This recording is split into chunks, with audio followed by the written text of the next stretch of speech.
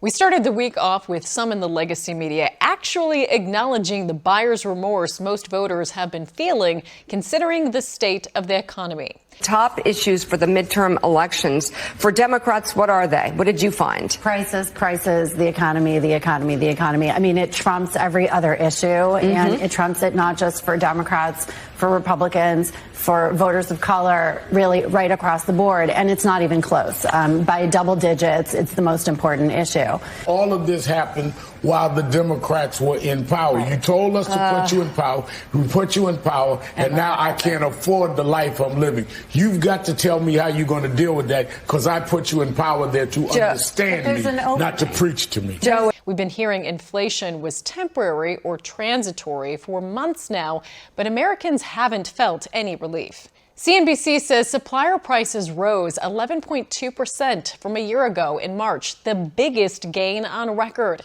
Yet the Biden administration continues to push lies. Putin's invasion of Ukraine has driven up gas prices and food prices all over the world. As hard as they try to push Putin's price hike, most of us aren't that naive. Even CNN has had to debunk the Putin price hike claim. And I would expect to hear the president say Putin's price hike once or twice during this speech, given that has been the way that they have been talking about this since this invasion started. Of course, so this is not just about the war. This is about persistent supply chain problems, and it's about the fact that demand is really, really strong, in part because of policy choices that we've made. Now, CNN may gloss over this, but we've taken note of the consistent inflation lie from the beginning. Well, there are a number of steps we've taken. If you compare month to month, we've seen inflationary pressure or inflationary numbers go down month to month. Does this look down month to month? You liar! Speaking of liars, Brian Stelter's obsession with Fox News reaches an all-time high. In his hurry to blast the corrupt Fox op, his guest points out the obvious. We established both networks are really engaging in this partisan coverage filtering. It's not about one side, it's about the media writ large.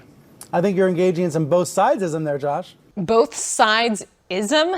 Yeah, we wouldn't expect Stelter to understand anything about presenting both sides.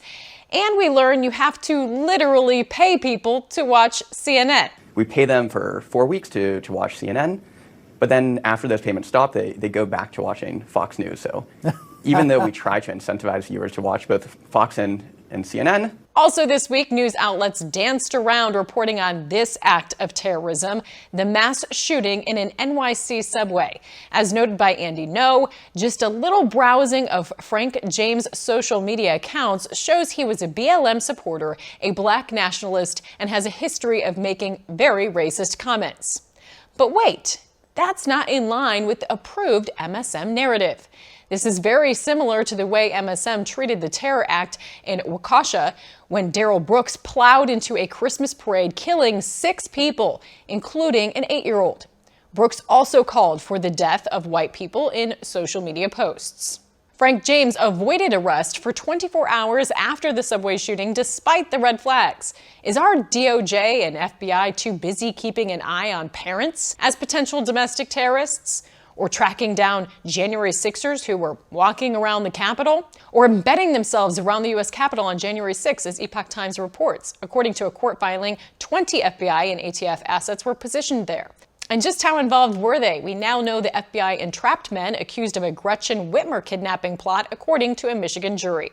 Maybe they've been busy losing Hunter Biden's laptop, or targeting independent journalist James O'Keefe. Just last month, we learned that the Biden Justice Department targeted Project Veritas, having its emails seized on Microsoft servers. And to make matters worse, the government can send gag orders with these subpoenas that prevent service providers from telling the targets that their information has been given over to the government. Chris Wallace hasn't been able to stomach reporting on anything relevant if it is unfavorable to our current administration, forgetting that it's actually a tenet of journalism to hold those in power accountable. So he jumped ship to a sinking one, CNN's new streaming service. Too bad it's already facing major cuts in response to low subscription rates. Bringing you what's ignored, sensationalized, unbalanced, misleading, or just plain false. That's your media malfeasance for the second week of April.